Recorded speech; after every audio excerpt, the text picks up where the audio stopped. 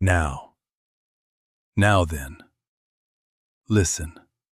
Not with the ear. The ear can carry these words to the room, but the room is not where truth enters. It must be discerned, between the lines, behind the syllables, in that place in you that does not argue and does not count. Now then, listen. You have called supply difficult, hard, slow, a struggle. You have told me it is because of conditions, because of timing, because of doors that do not open and people who do not understand. Nobody is keeping you from supply. Not banks, not bosses, not clients, not the calendar. Supply feels hard because you are living in law thinking, trying to get supply by method, by calculation, by managing outcomes with a personal hand on the wheel. You are attempting to be the cause. And when the I takes up causation, strain appears as surely as night follows dusk. If you are calculating outcomes, you're under law. Plant that in your heart. If you are measuring, projecting, rehearsing, tightening the jaw around a result, you're under law. Law is the inner accountant who must be satisfied before you can relax. Law is the contract you signed without reading, promising peace only when the numbers add. And so you wait, and you count, and still you are not at rest, because law has no end of clauses to satisfy. Grace is not that. Grace is government without your hand on it. Not a reward, not a technique, not a future payday for good phrasing. Grace is presence. Is. It removes strain by removing personal responsibility for outcomes. It is not that you succeed with help. It is that you stop pretending to be the doer, the planner, the guarantor. Then supply is revealed, not earned. Recognized, not extracted. My kingdom is not of this world. Do not hear that with the ear. Hear it within. It does not mean there is a holier corner of the human scene where the terms are better. It means stop making this world your supplier. This world pays in conditions. Conditions are time-bound. Time demands calculation. Calculation breeds fear. Fear feeds the personal I, and the personal I calls it prudence while it lays heavier chains on the heart. Now then, let us be simple. Do you find yourself computing whether this action will lead to that invoice, whether this meeting will open that door, whether this prayer will budge that stone? That is law. That is the debate going on inside, grace versus law. But it is not an argument. It is a choice of government. One standpoint yields, the other strives.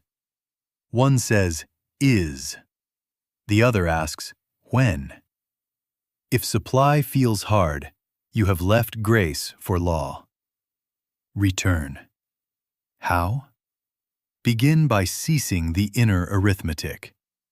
Refuse the next calculation. Right here, in this breath. My kingdom is not of this world. Let that be the end of the debate for now. We will not force proof. We will not hunt outcomes. We will listen, really listen, until the strain loosens and the government of grace is felt as the only thing present. Then supply will not be gotten, it will be seen. Now then, we must draw the line, not a soft line, not a dotted suggestion, a line that divides worlds. There is this world of effects, appearances, cycles, coming and going, sowing and reaping, up today and down tomorrow. And there is my kingdom, the realm of being, not becoming, already complete, already supplied, already governed. Do not try to hear this with the ear. The ear will insist that better methods will make this world safe. They will not. My kingdom is not of this world. It is not an improved this world, not a repaired this world, not a successful this world, not even a perfect this world. It is a different basis of living, different premise, different government. In this world, you are at the mercy of tides, the praise and the blame, the orders and the cancellations, the weather and the markets. In my kingdom, none of these are causes. They are shadows on a wall, reflections in a mirror. You do not go to the mirror to shave the beard. You do not paint the reflection to change the face. The mirror is an effect. This world is an effect. Now then, we remain in the world. We still answer the phone. We still meet the deadline. We still plant the seed and pick the fruit when it ripens. But we are not of the world. That means we do not look to the phone for our good. We do not look to the calendar for our safety. We do not look to the market for our bread. If you seek supply from the same realm that produces lack, you inherit its insecurity. If you marry your peace to the stock ticker, to the inbox, to the client list, your peace will tremble with every tremor of the human scene. That is slavery to effects.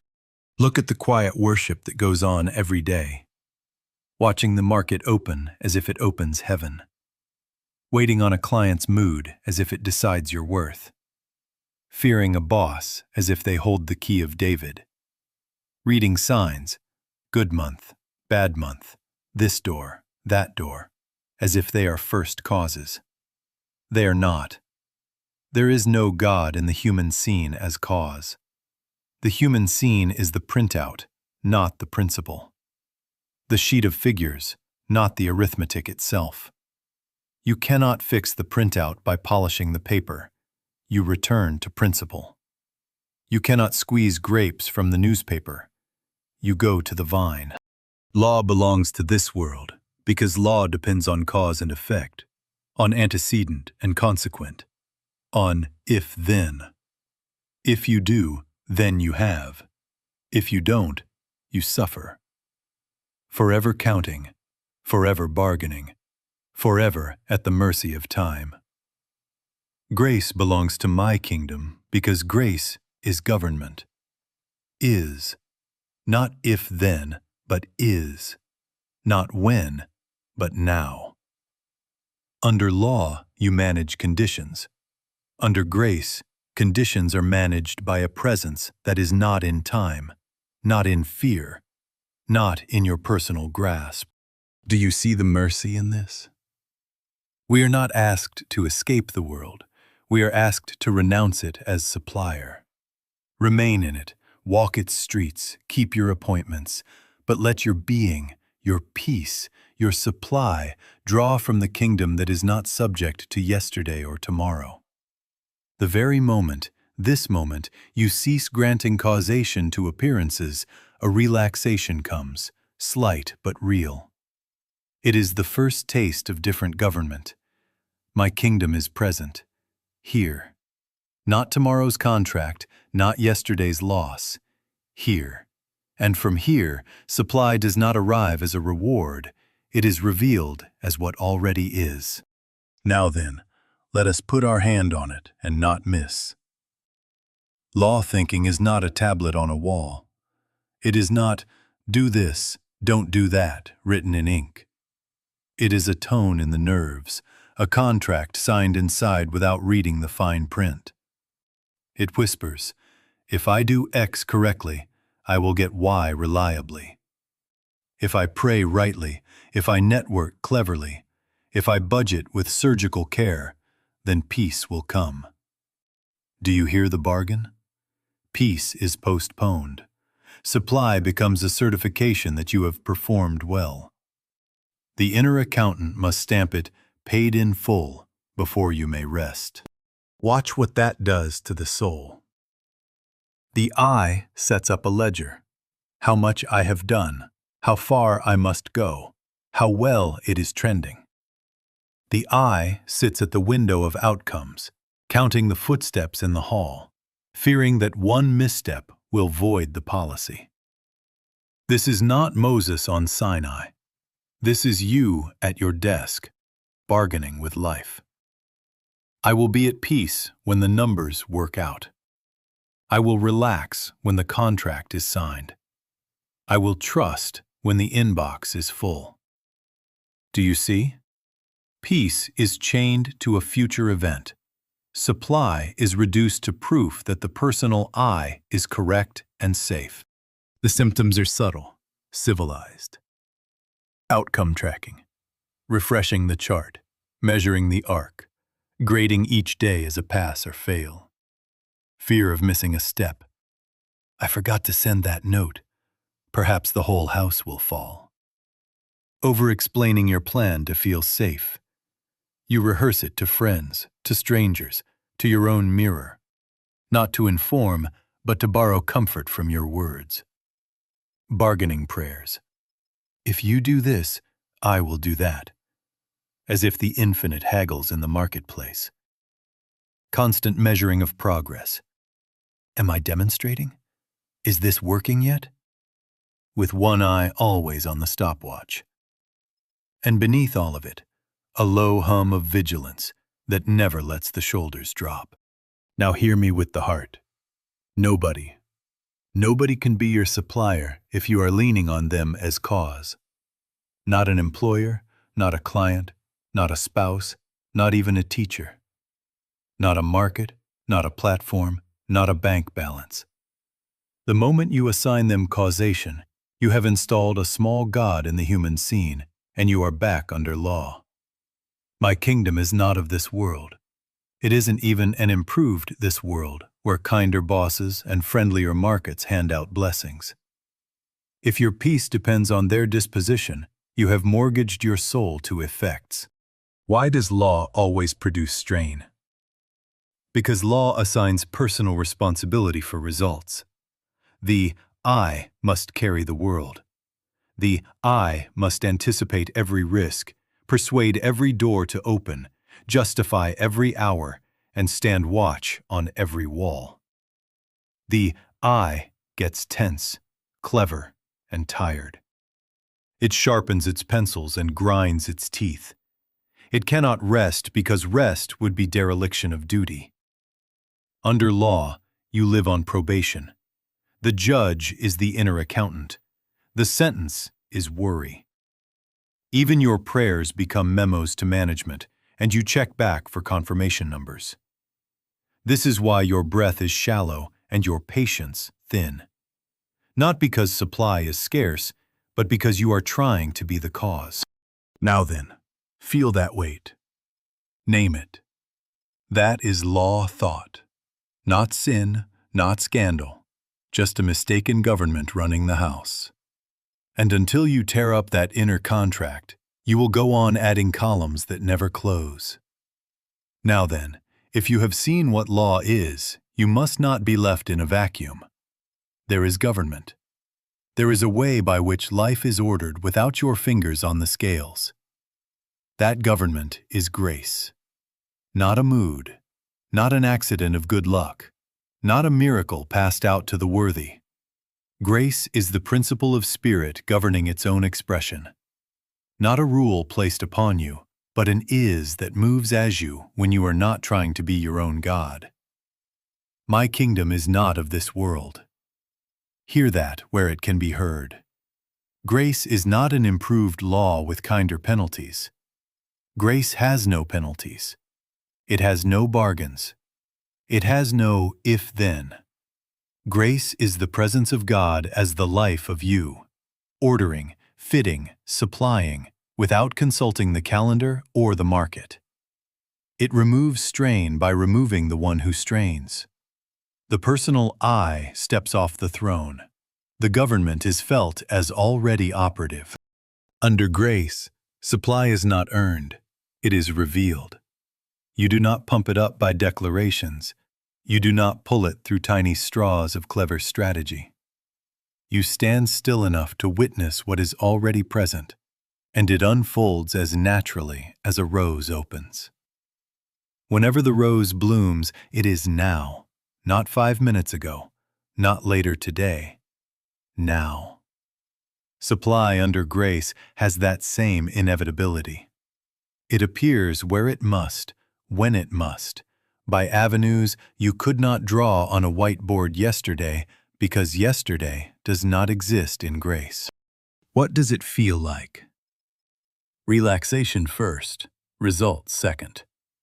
Or no result necessary to establish peace. You breathe and do not explain why. You make the call, you send the note, but you are not bargaining with the universe to reward your obedience. The knot in the stomach loosens before the deposit posts. Why? Because the sense of personal responsibility has dropped. The doer has yielded the seat to the presence. There is movement, yes, but no driver leaning forward with clenched jaw. Contrast this with demonstration by law. Right words as levers, right steps as guarantees, right timing as proof. All the while, the inner eye checks the clock and the ledger. That is law in religious clothing. It looks like prayer. It smells like fear. It says God and means, I hope my method works. Under grace, there is no method to succeed.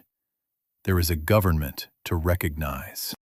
Now then, make this operational. Grace does not ask you to foresee the channel. It does not require you to name the client, the donor, the door. It requires you to be in the kingdom consciousness where channels are seen when needed, as needed, and they do not command your worship. You still move in the world, answer the phone, keep the date, sign the paper, but you do not assign them causation. You are not sourcing from them. You are watching supply assume forms. One form today, another tomorrow. None of them your master. This is not passivity. This is authority without strain. Government without a whip. The moment you relinquish the inner accountant and abide, now, in the presence that is, you find that life arranges itself with an ease you cannot take credit for. And you must not. For the very instant you try to be the cause, you are back under law. Stay here. My kingdom is present. Let grace govern. Now then, let us put our finger on the trap that seems so reasonable you call it wisdom. Time. Yesterday and tomorrow. There is no kingdom of heaven yesterday, and there is no kingdom of heaven tomorrow. The kingdom is not a memory and not a forecast. It is not a treasury of past demonstrations, and it is not a portfolio of projected wins. My kingdom is not of this world, and time is the scaffolding of this world. The instant you move into time, you have moved out of the sanctuary and into the courtroom of law. Time demands calculation. Calculation installs law. Law installs strain. Try this where you sit. Try to live a minute from now. Not think, live. Step into it. You cannot. A minute from now is a vacuum. You can populate that vacuum with plans, with numbers, with dread, with hope. But you cannot live there. And notice, into that vacuum rushes fear, because the personal I feels responsible to fill an emptiness it can never fill. Now try to live 5 minutes ago. Try to spend or eat or breathe 5 minutes ago. It does not exist. Yet the mind clings to it for justification or regret. And while it does, it is absent from the only door through which grace can enter. Now, supply strain is time strain dressed as prudence. The deadline that tightens your chest. The clock that accuses. The mantra of not enough time whispered as if it were a holy fact. The obsession with forecasting, charts, scenarios, contingencies, miles of numbers to reassure an I that refuses to rest. See what happens the moment consciousness jumps ahead. If I can get this by Friday, then I'll be safe. If I miss, then I'm exposed. That is law tongue. If-then is the dialect of time. And when if-then appears, the inner accountant sits up, pencil sharpened, and your breath shortens with every column you add. Do you see the mechanism? You don't become afraid because the task is large. You become afraid because you left the only moment in which God is. The minute you live in tomorrow, you are alone with your blueprint. Alone, you must calculate. Calculating, you are under law. Under law, you must carry cause and answer for effect. That is why your shoulders rise to your ears when the calendar speaks. Not because the calendar is sovereign, but because you have granted it sovereignty. Now then, the rule is merciful and it is firm. Give up tomorrow as a place you can live. Give up yesterday as a court where cases are tried. Return to now as the only sanctuary where grace governs. You need take no thought for tomorrow, none whatsoever, because there is no tomorrow in spirit. You need not try to carry yesterday. There is no yesterday in spirit. Come back, even if it is 10 times in 1 hour. Come back, even if the clock shouts. Let the clock tick. Refuse it the throne. How? Stop in mid-calculation and notice that you are here. Not a statement, a noticing. Let a split second of silence open. The thought stream pause. And in that instant, the government is felt. Not a plan dropping into your head. Presence. Then, if an email is to be written, it writes itself without the tremor of if-then. If a call is to be made, it is made without bargaining for outcomes. Conditions may still arrange and rearrange, but you are not arranging. You are abiding. Remain in now, and law has no jurisdiction. Step into time, and you are back on probation. Choose. Now. Now then, let us not pet fear as if it were a delicate mood. Fear is a confession. Every tremor in the belly, every midnight rehearsal, every gasp at the calendar says one thing: I am counting on my demonstration without God. That is its language. Do not dress it. Do not explain it. When fear appears, it has already announced, I have stepped into time. I have taken on the role of cause. I must guarantee an outcome. My kingdom is not of this world. Fear belongs to this world because it is born of if-then.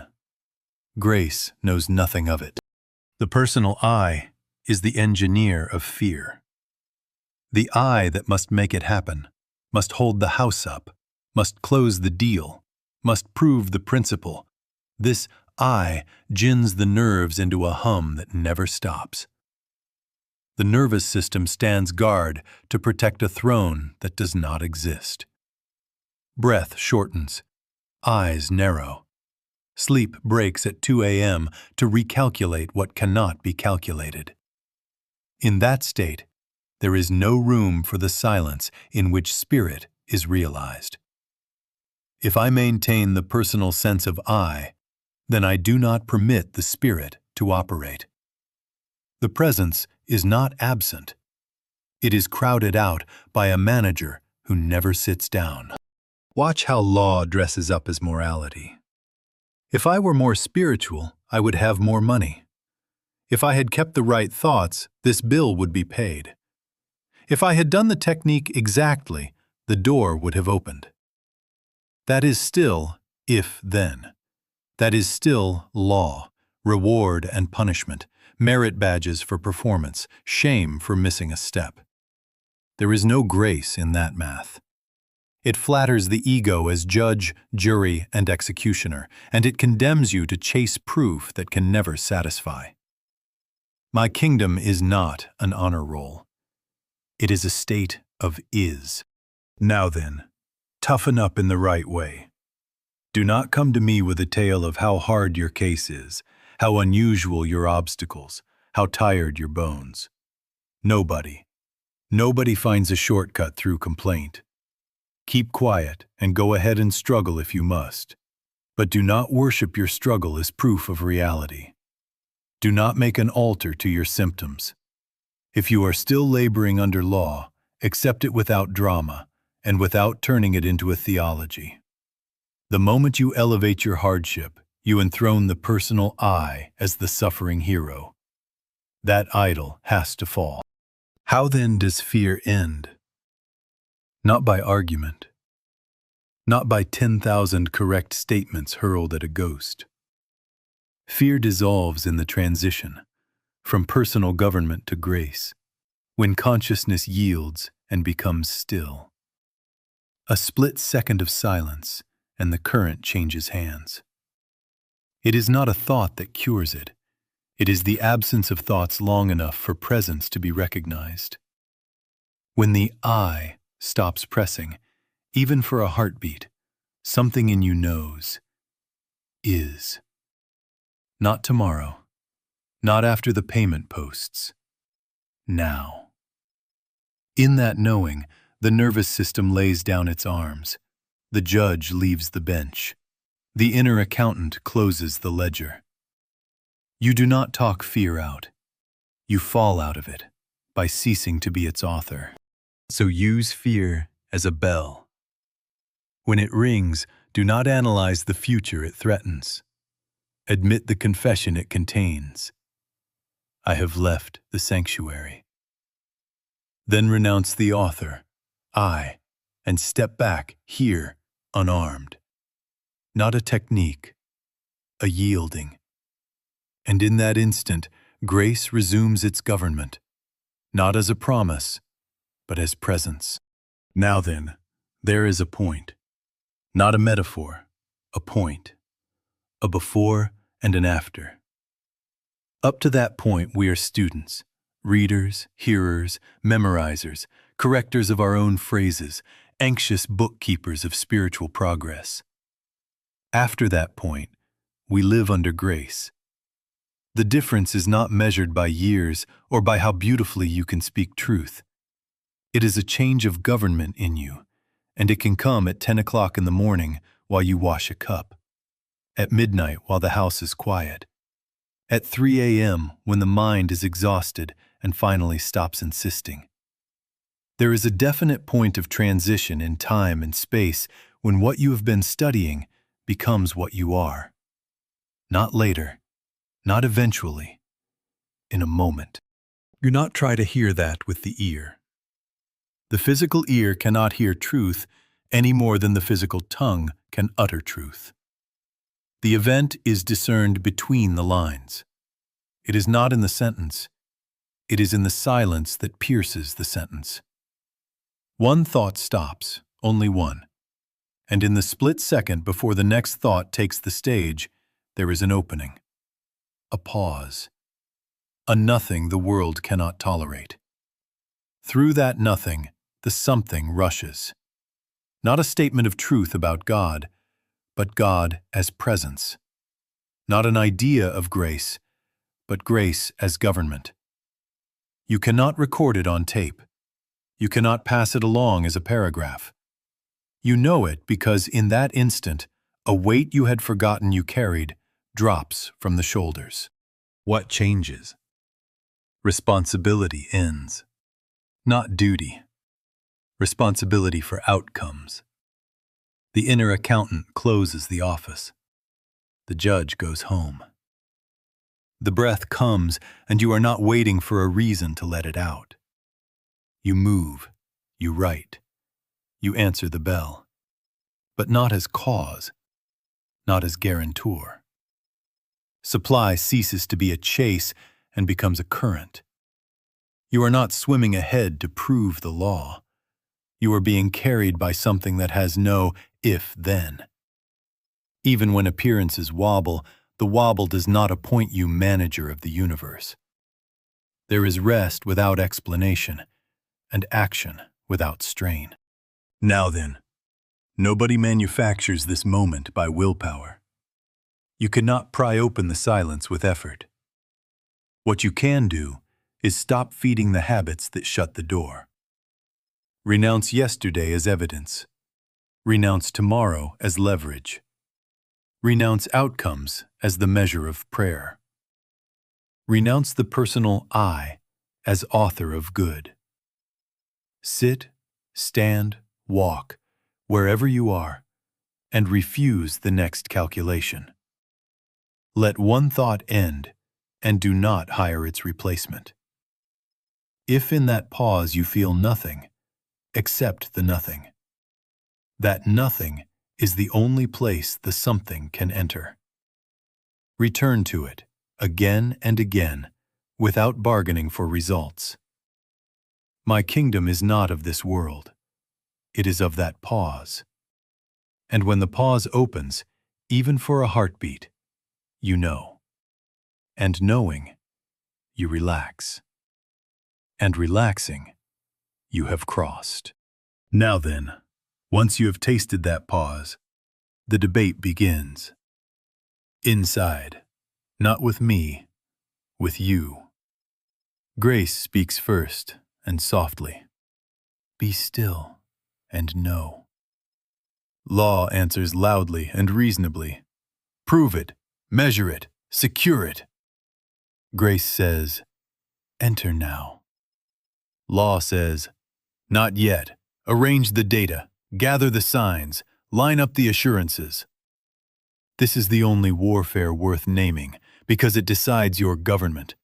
Not one in this room is exempt from it, and not one in this room needs another in this room to win it.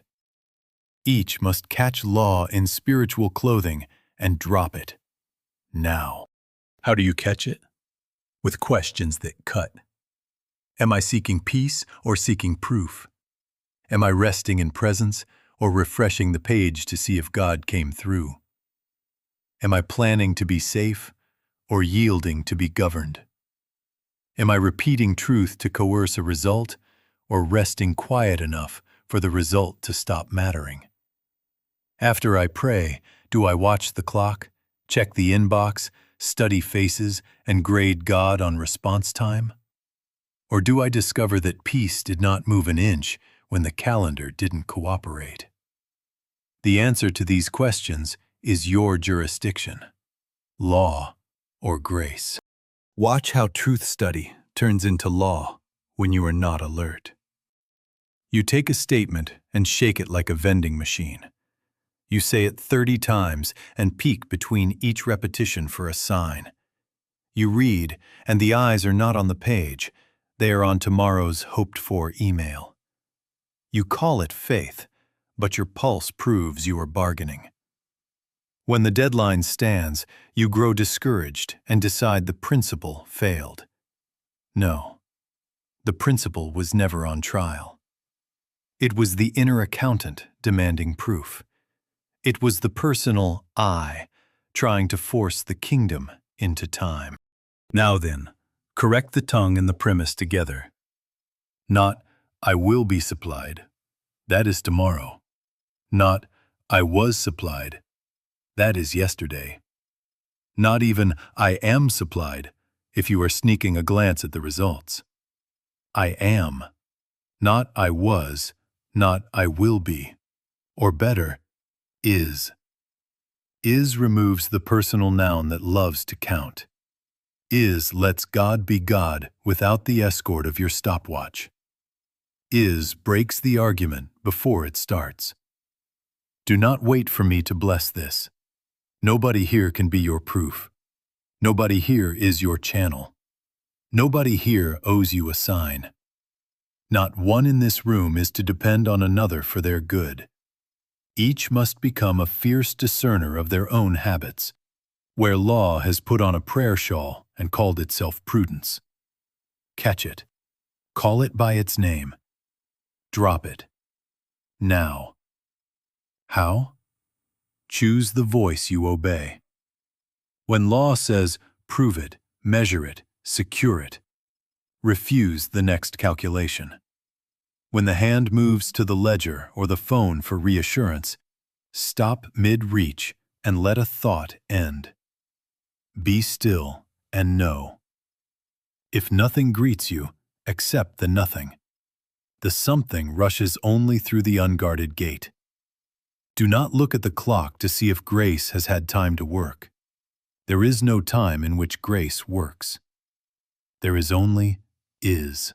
This is the test and the mercy. The moment you cease hunting signs, signs appear without owning you. The moment you give up proof, peace proves itself by being prior to proof.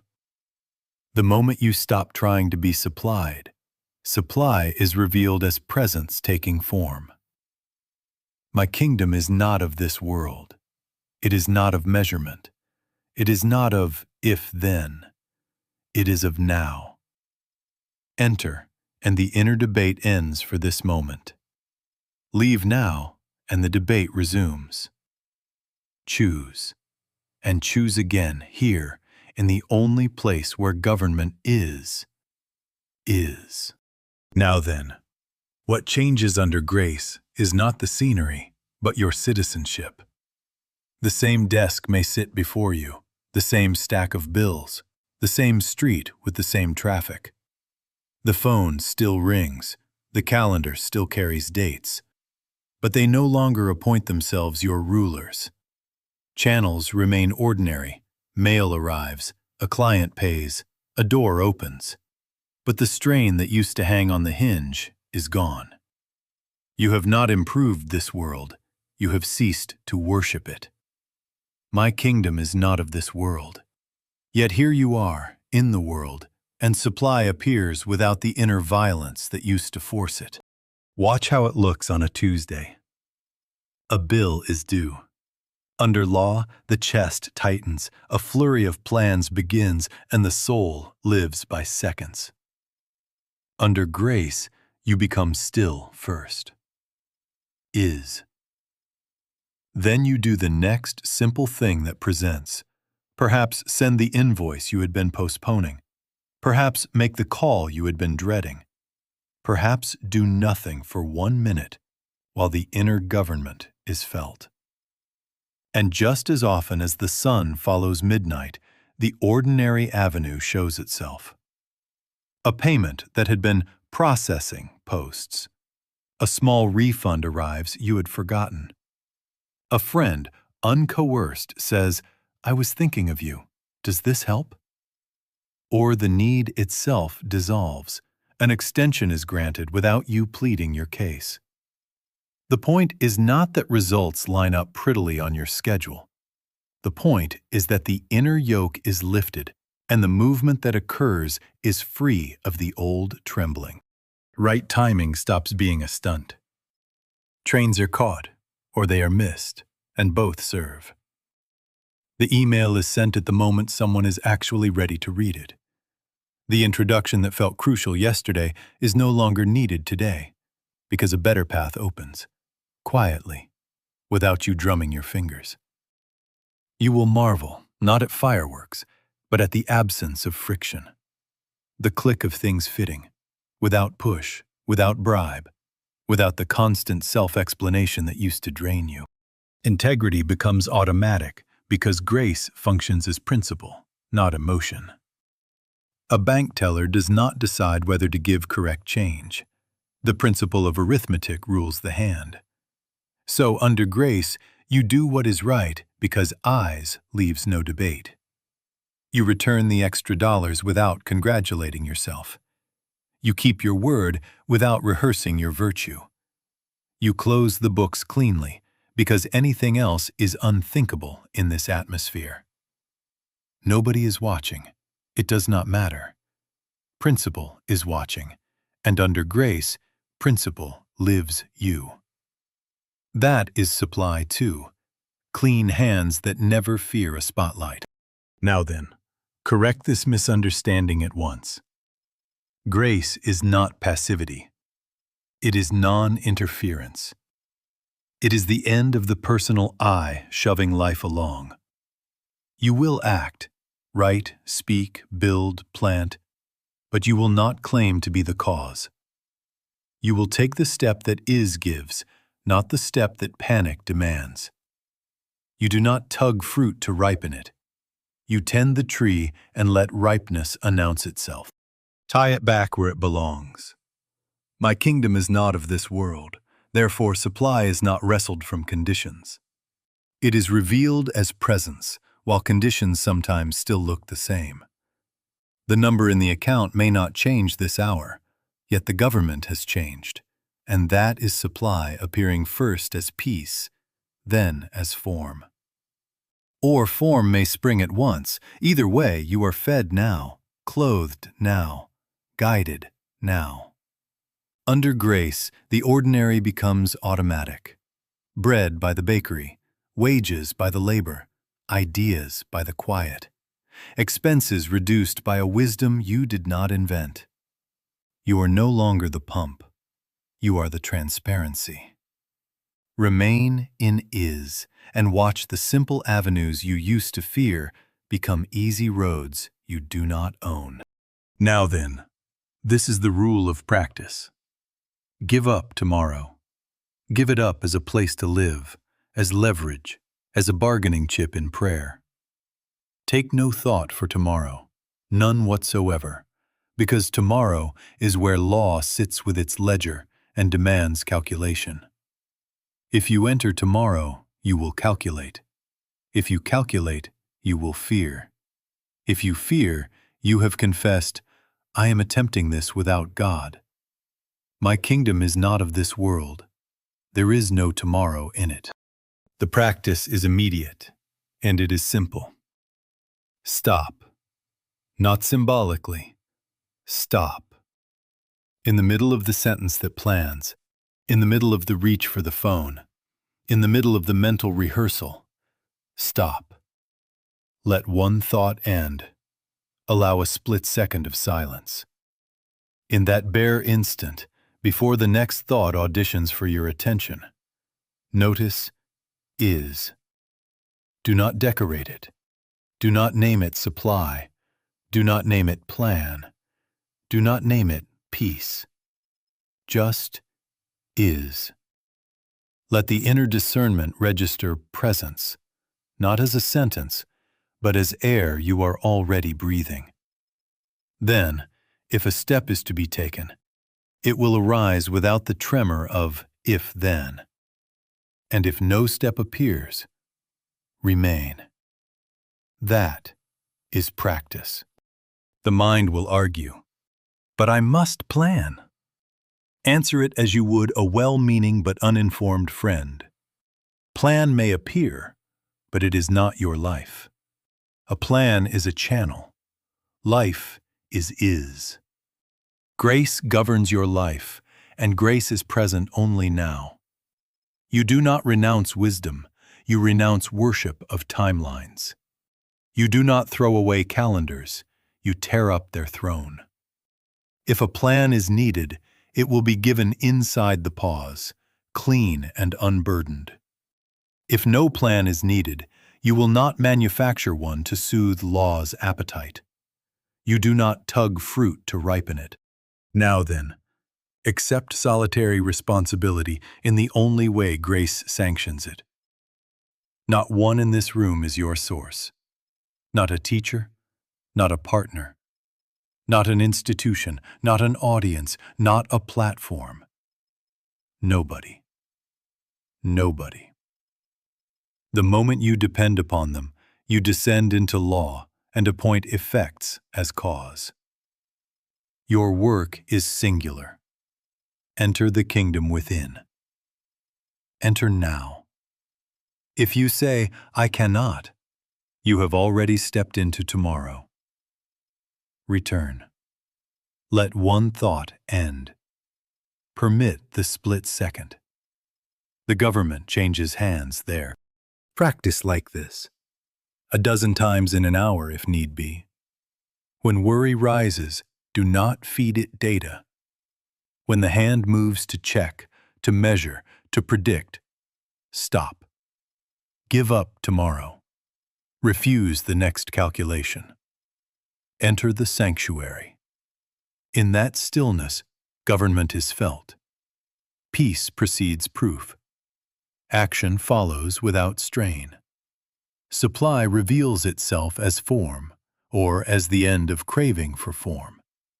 Either way, you are fed now. So remain in this world, but not of it. Sit at your desk, walk your streets, answer your calls, but be governed by grace, untouched by the passions of calendars and crowds. Become a blessing without trying to be one. Because when is lives you, the ordinary becomes light, and your presence does not push. It rests, and resting, it provides. Now then, enter.